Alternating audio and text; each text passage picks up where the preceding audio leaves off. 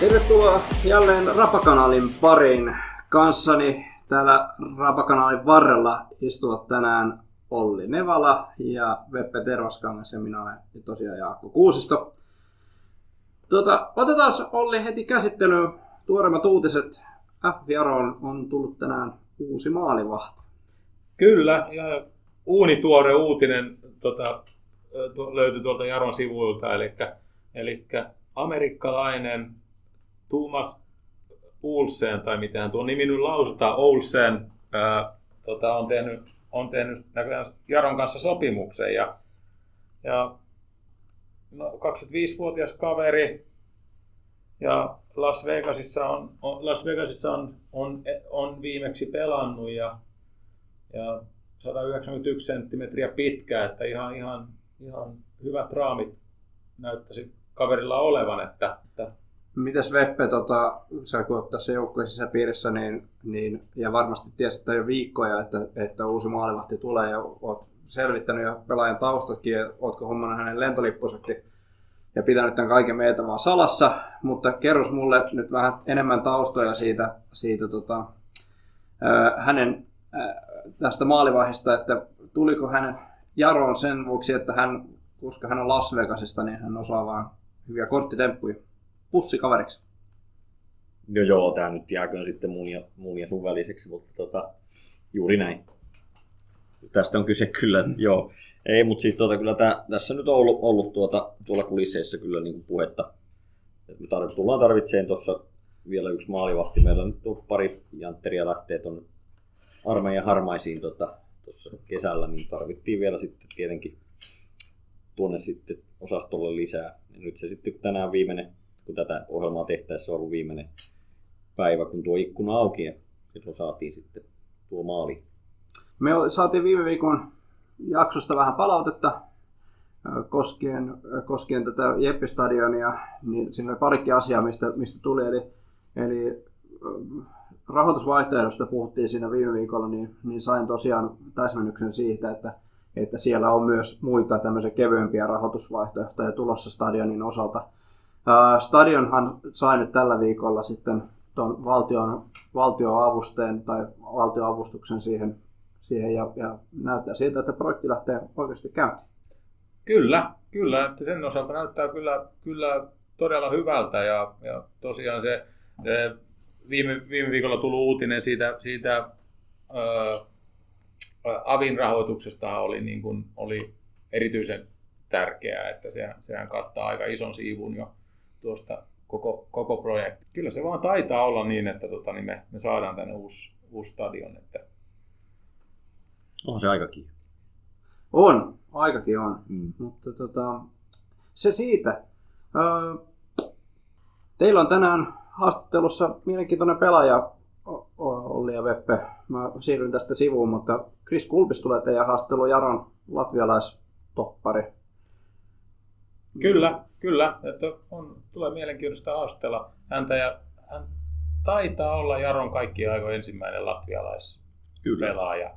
Kyllä, ainakin sopimuspelaaja. Kyllä. Että testissä on jokunen käynyt, mutta niin. Mielenkiintoinen juttu. Kannattaa testata. Mä kuulin sellaista huhua, että kaveri osaa kuulla ruotsia. Joo, se pitää. Samanlaista huhua itsekin kuulla, että se pitää testata. Kyllä näin asiat taitaa kyllä olla. Niin mitään. Pidemmittä puheitta. Jatketaan ensi viikolla sitten toisilla aiheilla. Tänään meillä ei ole sitten mitään tämmöistä ennakkostudio-osuutta tässä erityisemmin. Ja kun kausi tässä lähestyy pari viikon aikana, niin me otetaan sitten siihen vielä, meillä tulee jonkinnäköinen ykkösen ennakointijuttu tässä vielä erikseen. Ja ainakin Jimmy Vari tulee meidän haastatteluun tässä vielä tulevien viikkojen aikana ennen kauden alkua. Mutta nyt mä poistun tästä sivumalle ja Gulbis tulee hetken kuluttua tähän studioon. Kiitos. Moi Jaska. Hello Krists Gulbis and welcome to our show. Hello. Yeah, first of all, I have heard that you've been studying Swedish, so could you introduce yourself with a few words in Swedish? Hej, jag heter Krists och jag kommer från Lettland, Riga. Jag har 24 år gammal. Och jag spelar nu i Jakobstad, i Jaron. Och jag tycker om bor i Jakobstad, det är bra för mig. Yeah, that's really good. I'm impressed. Yeah. So did you start learning Swedish already before you signed with Jaro? Yes, it's before coming to Finland, and I think it was 3 or 4 years ago I started studying in Latvian university as like kind of a dual career, and it's kind of a new thing to get new guys to enjoy the possibilities of dual career and play professional sports and achieve something more in the study field. For me, it's economics and languages. So I have studies in English, and the option is to choose a Nordic countries like Norwegian, Swedish. So I picked Swedish, and I quite like it. I've been studying it for, I think, half a year now. I have a teacher from Latvia that I would say speaks fluent Swedish, and I have a teacher that I communicate with from Sweden. So that's a good experience for me, but it's quite difficult when the guys in the locker room speak fast Swedish, and they say that it's a bit different. A bit different. Yeah. So, hi. You come from Liepāja. How do you pronounce it? I come from Liepāja. It's I would say it's a bit like Jakobstad, maybe a bit bigger. The population's maybe a bit bigger. It's a city near the beach. A good club there. Good academy. The academy that I come from. A lot of good national team players are playing now from that academy. They're a bit older than me. I would say we're one of the last guys that have come out of the academy. But they have a good team there, a good owner, I would say, that spends good money for the team to get it up in the Euro Cups and qualification. They have good goals. I have still some friends playing there, and but the city is quite nice. And if you're planning on going to Latvia, it's a city where you can meet me in the summertime if there's some free time and I'm in Latvia. Yeah, but I would have continued this question: that is there something everybody should know about Liepāja? Yeah, what is the in Latvia? I think everybody associates Liepāja as a football city because a lot of youngsters just come out of the academy, as I said, and everybody associates Liepāja and I would say Daugavpils as it's the second or third biggest city as well. They have the best academies that usually the players go out to other clubs. Okay. Aren't there some nice beaches as well? Yeah, Liepāja is a very good beach. It's in the summertime. It's full of these small cafes where you can play beach tennis, and it's. I played a little bit, but we played. I don't remember the name of the game. With the glass, we played with the team. Beer ball. No. No. Yeah, but I know. I don't remember the name of it. Yeah, but it didn't help me there. I'm still bad at that game. But the beach is really nice there, and it's quite relaxing. Yeah. How would you describe yourself as a player? As a player, I think one of the hardest things is to describe yourself and tell your best qualities. I would say that I'm relentless and I like to take the ball a lot, and the motivation for me is go on the pitch, do the best you can each training session, and for me it's do the coach's demands and what makes the team better. If we have to play more attacking football, and that comes from me, possessional football, I'm going to do my best for that. If we need to defend, I'm going to be best for that. And we'll see in the season, but I would say that for a center back, I like to play a lot one-on-one. I like to play with the ball a lot, and I would say that for a center back, I like to go into tackles and do a lot of these one-on-one speed races, and I would say that's what I hope to achieve in this season if we play three from the back. This is your first time playing abroad, so did it feel like a big step to move abroad? That was actually one of the goals for me, and I kind of wanted to move to the Scandinavia region. Unfortunately, in January I had COVID, and I was expected to go possibly to some trials, and it was impossible due to my condition as well, and I couldn't travel because of the positive tests. Came back for some time as well. But the goal was, and the club was understanding, as I still had a contract there with them till March, I guess. And we agreed upon the decision. If I go abroad, they will let me go. If not, they would like me to stay for another season.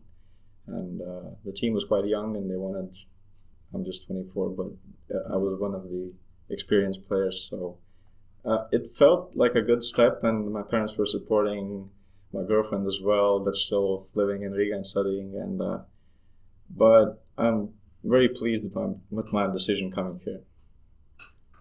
Great. So let's go to talking about Jakobstad and Pietarsaari. Yes. What do you use? I use Jakobstad, I think. Okay. It's a Swedish name, right? Yeah, It's the Swedish Pietarsaari, yeah. So what do you think about the life here in Jakobstad? I didn't have to adapt to it that much because I've been living in Riga. It's 3 or 4 years. That's, I would say, like kind of like Helsinki. But Liepaja is more like Jakobstad, more...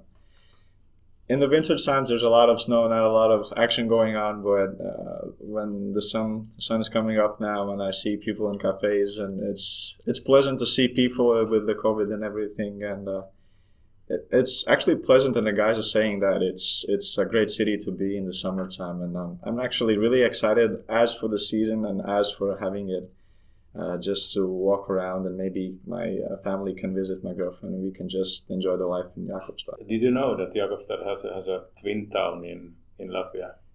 No, actually, no. Jurmala. Yeah, Jurmala. It's like one of our cities that also has the beach, and a lot of foreigners come in just to relax. I know that. And it's really close to Riga, so it's if you work in Riga, you probably can just stay in Jurmala and live there, and it's a bit more peaceful than Riga is. So I didn't know that actually. Yeah, we have had it for a long time. Yeah, I think already since the Soviet. Really? Soviet. Yeah, that's something new. Yeah, I didn't have a clue about that. Yeah. Apart from football, what do you do in Jakobstad?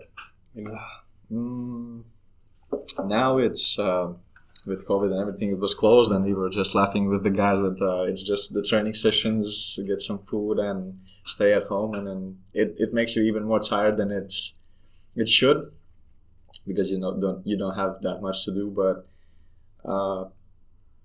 now it's pleasant to go out with the guys, have some lunch, and for me, I like coffee a lot. So I need to explore every little coffee shop that Jakobstad has to offer, and if one place where you can find me, it's the football pitch training, or it's probably going to be some coffee shop, drinking coffee and taking some guys out just to have a chat. I've heard that you had some problems with entering Finland. Oh, Is there something you would like to tell us about it?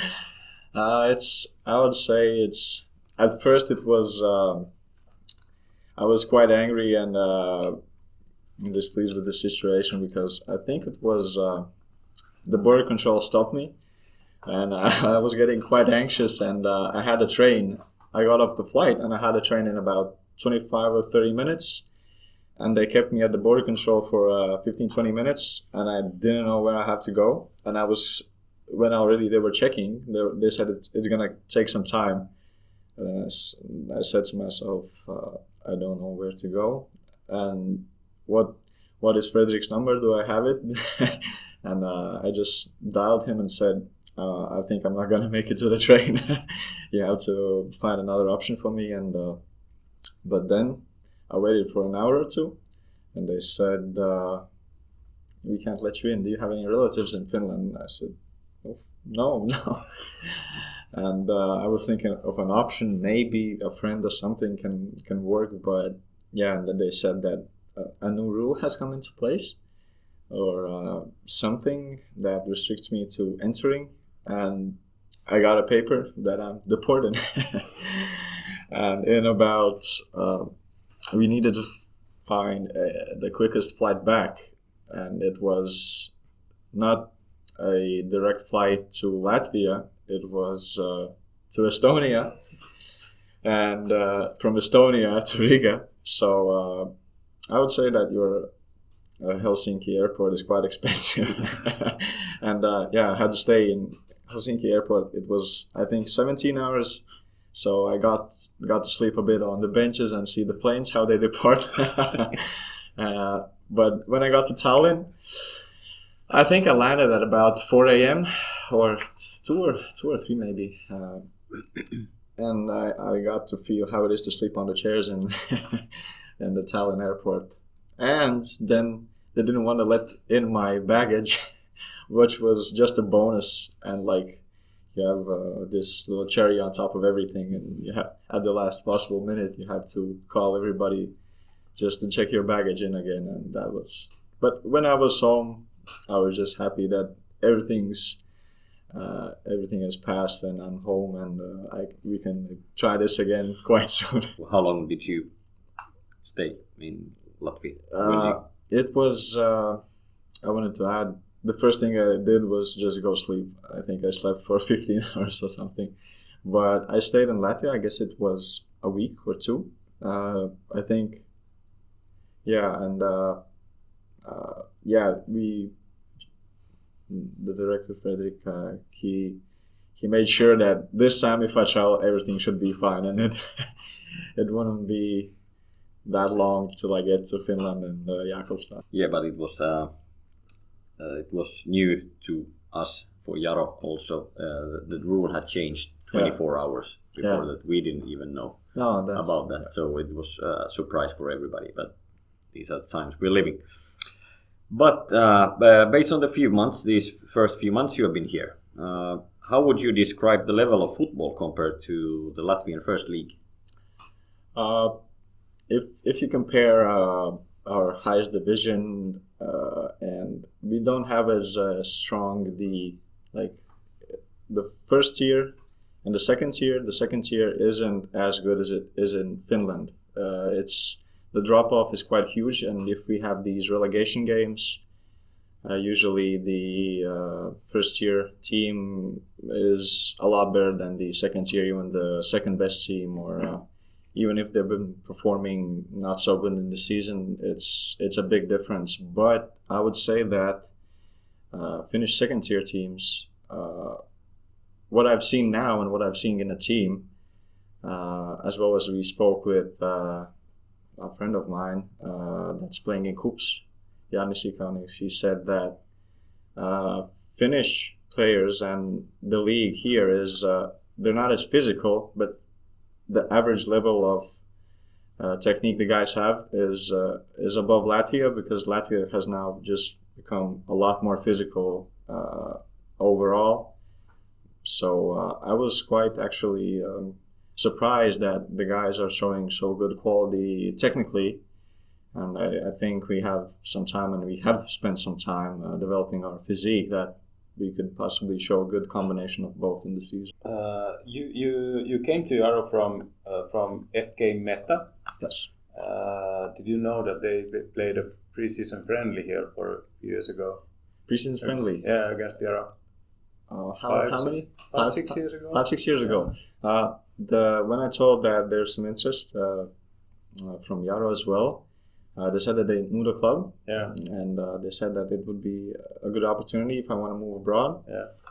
And I didn't know, because I think it was 2 or 3 years ago we went to Helsinki to play against HIFK, and that was like a friendly game that's to compare maybe the levels of Veikkausliiga and our first, maybe the mid or maybe the lower table teams. I think the club has some kind of cooperation with the university. It had. When I joined the team, as a part of the contract, they can add like this clause where you can get 100% off from the university while you're playing in the national team, for example, under 19, under 21, they give you 100% discount for the university, so you don't have to pay. So it's 2,000 a year, and it was. I don't think they have the deal now, but some players are still attending university through that deal.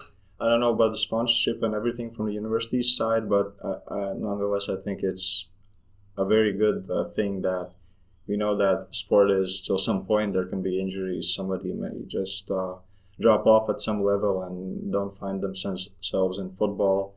And this is kind of a way to go both paths. And I think it's, if maybe some time ago, people thought that athletes are just meatheads who run around, kick the ball, then this is a way to break stereotypes that we can study and we can improve ourselves, not just on the field and physiques, and improve our minds a bit more. Yeah. They have had the same coach for like 15 years, Yes, right? yes. And he's like 40. Yeah, he's a very young coach. He's very energetic, and he's very demanding from the guys. For me as well, it took some time to get to know the coach, what he likes, what he doesn't like, and it's a challenge for the mind, because he's quite demanding for the young players, because a lot of the guys coming in, they're quite young guys. Yeah. And I would say that was a great experience for me. So he has been the coach of the club ever since the club was founded. Yes, he's one of the founders as well. Okay. So they are two people. One's the chairman, so to say, and he's the head coach. He's the boss of himself as well. So That's funny story. So you spent 3 years in Meta? yes, I spent 3 years when I came there from Liepāja. Liepāja had a change of coaches, and it didn't go so well for many of the young guys. I was, I think, 18, 19. I had my debut for the first team. And then at the end of the season, new coach came in, and he brought in a lot of foreign players. I think it was 6 or 7 guys that left during that season to the Latvian first tier clubs. And I ended up at Meta. I wanted playing time.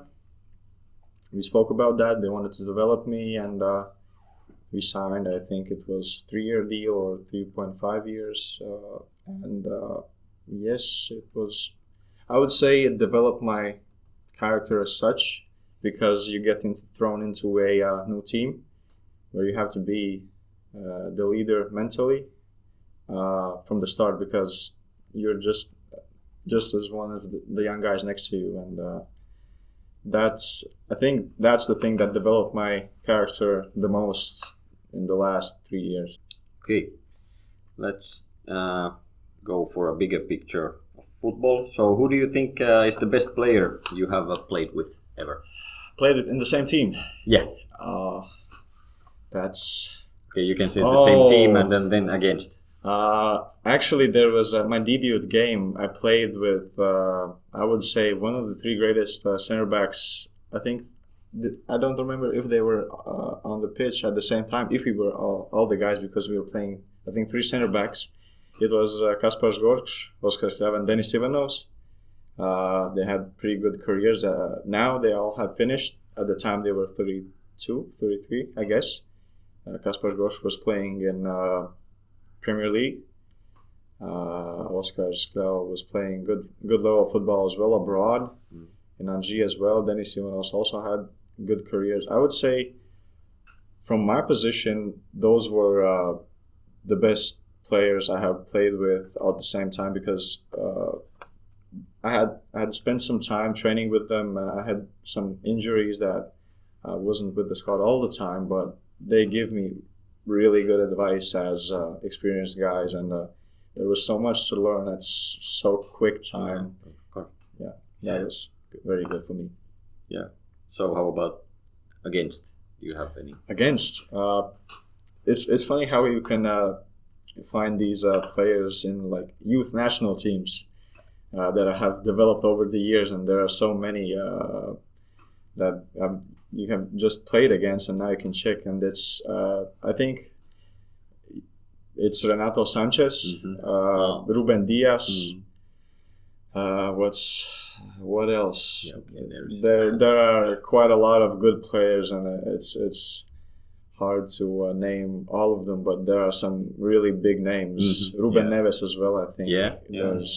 There are some good players. Yeah, and it's hard to say who was best by then and who is best now. Yeah. I mean, there's a big difference. It's a funny story. Renato Sanchez was playing as a winger in that game, and he's a defensive midfielder now. So that's a completely different story. Yeah. When I did some research on you, I bumped into this tennis player, Gulbis. Oh, yes. Are you relative? No, maybe really, really far away, but I don't think so. I wouldn't say that Gulbis is that common of a surname, but no. And I think 3 guys already from the team asked me that follow sports. So, no. Yeah, but the first time I heard your name, you were signing for us. So, first name I thought that I had heard ever was a female golfer from United States, Natalie Gulbis. Oh, really? Your English is very, very good. It's like from United States. Are you sure she's not? Maybe. You never know. Yeah. But have you heard of her? Actually, no. For the record I have here, I really? show him the Wikipedia. But she's really good looking. People who, that too. But the people who are following golf, they know the name. Really? So yeah. Has she any roots to Latvia? Or? That I have to check, and we will put it out on the next episode. because the spelling is just it's same. Exactly the same. Yeah, that's why I wanted to ask. Yeah. And he's been on the Deal show also in the United States. So oh, really? I have to do some research, maybe ask some questions to my parents. She had the Natalie Gulbis show, so let's try to find it. Maybe you can get on me the show. Yeah. As a guest. Yeah, lost brother. Yeah, maybe like how you call it, reunion. Yeah, exactly. Your opinion about Latvian football generally? I guess ice hockey is the biggest sport there. It's like popularity-wise, football is still, they have like this discussion now going on to whether to give more money to football, hockey, or any other sport. Football is one of the most popular sports because it's more accessible. Hockey is the one that usually when the World Cup is going on, everybody just watches hockey and are going mad. I think it's just a result of our national team not doing so well in the last 5-10 years. If we perform better in the national team, I would say that we can win people over with that, but Latvian football has been, I would say the national team has been on decline. But the league has grown over the 5 years, I would say, greatly, immensely. We were speaking about those guys who you played against in the national team. Juuso was here last week, and he said that we should ask you if it's true that you have played against Samuel Haglund. Oh yes. I was actually. Sometimes when you get bored, you check. I check against who I played in the national team and how they're doing in their careers. If he was a tough player back then, I wanted to see how he's doing now. And then when I checked for fun. We played like Finland a lot of times in the under 17s, under 19s, and I checked and I found Samuel. And we were playing Baltic Cup, I think, under 19 or 17, and then I found him, and then I texted, no wonder we won or draw that game. So he was quite surprised, but he said, I probably scored, and I said, no, you didn't, I was playing. Let's say that you invite some teammates for a Latvian dinner. What would you serve? Latvian dinner. I think Latvians. What do we have? We eat a lot of potatoes. You have these, I would say, beans. I'm not like the traditional Latvian that eats Latvian foods. At like Christmas, you have these traditional foods. I'm usually the one that the family is like, why are you not eating that? Are you in Latvia? And keep the traditions in the family. And I'm the one that no. I think I don't know. I would probably if they would ask me something Latvian, I would just give them potatoes with some baked beans and I don't know even about the meat. But I think like it's traditionally you can eat fish, some type of mix with fish. But as I don't eat fish, it's quite hard to give something to the guys to experience about. What do you think about the preseason so far? Some guys who have been here in our podcast, they have told you that you have been training quite hard. What is your opinion about it?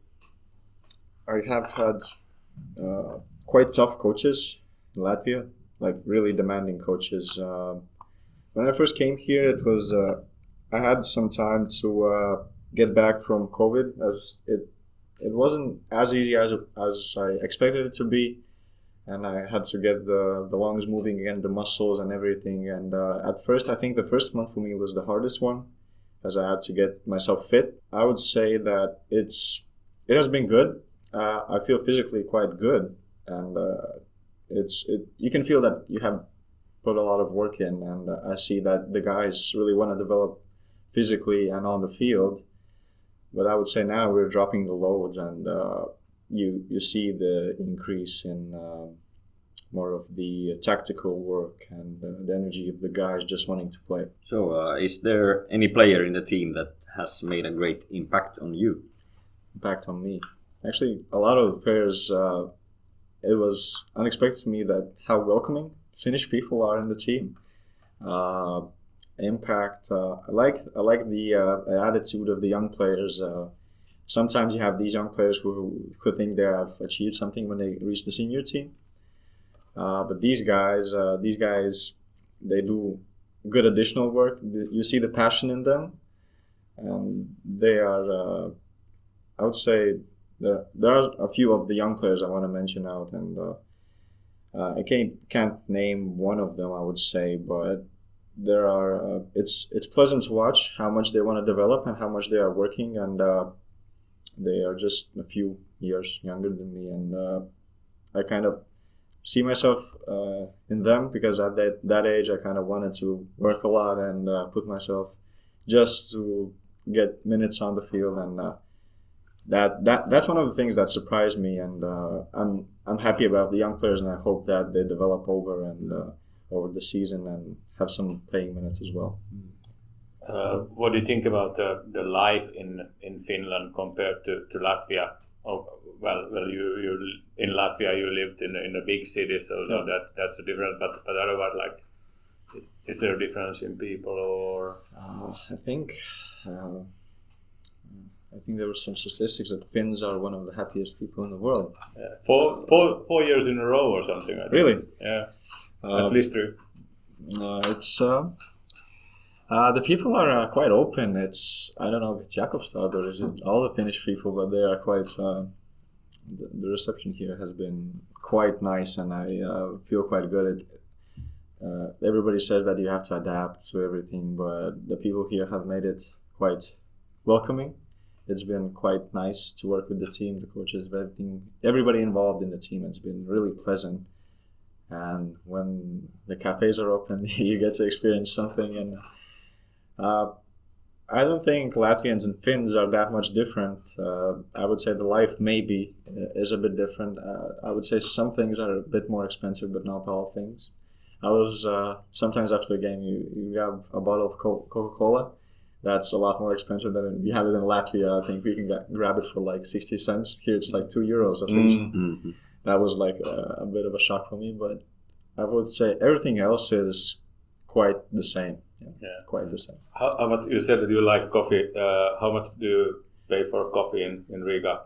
In Riga, I would say the prices in Riga and Jakobstad are quite similar. Okay. But I think in Helsinki it's a bit more. Yeah. The price gets up a bit, but I would say Jakobstad and Riga is quite the same. But you see the increase, I think, in Helsinki. At least when I got a coffee there. So Maybe it was just the place that I get it wrong. Yeah, you have euros in Yeah, Latvia, yeah, right? it's euros. But I think the average salary and everything is above Latvia's level. So so it's just normal that some places are a bit more expensive.